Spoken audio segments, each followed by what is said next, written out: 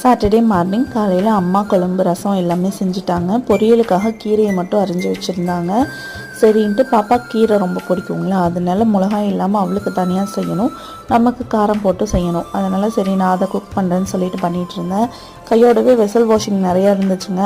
எல்லாமே எடுத்து kitchen clean பண்ணிவிட்டு அப்படியே அம்மா சமைச்சு வச்சுருந்த பாத்திரத்தில் எடுத்து ஹாட் பாக்ஸுக்கு மாற்றிட்டு அதையும் கையோடு க்ளீன் பண்ணிட்டேன். குக்கிங் முடித்ததுமே வெசலும் வாஷ் பண்ணி வச்சு அடுப்பு எல்லாமே நீட்டாக தொடச்சி வச்சாச்சுங்க. எப்போவுமே கிச்சன் க்ளீன் பண்ணி அடுப்பெல்லாம் வாஷ் பண்ணிகிட்டு இருக்க ஒரு சாட்டிஸ்ஃபேக்ஷன் எதுலேயுமே வராதுங்க. பாப்பாக்காக சக்கரவள்ளி கிழங்குமே ஸ்டீம் பண்ண போட்டாச்சுங்க. ஆத்தா வந்துருந்தாங்க. பாப்பா ஒரே குஷியாக ஆத்தா கூட விளாண்டுட்டு இருந்தா. அப்படியே நமக்கும் கொஞ்சம் ஸ்வீட் செய்யலான்னு சொல்லிட்டு 2 பேரும் உட்காந்து கட்டி வெல்லம் இதெல்லாம் உடச்சிட்டு இருந்தோங்க. நாங்கள் அந்த ப்ராசஸ் பண்ணவே பாப்பா அது டேஸ்ட்டாக இருக்குது, இனிப்பாக இருக்குது, இது ஏதோ ஸ்வீட்டுன்னு நினச்சி சாப்பிட்டுட்டு இருந்தா.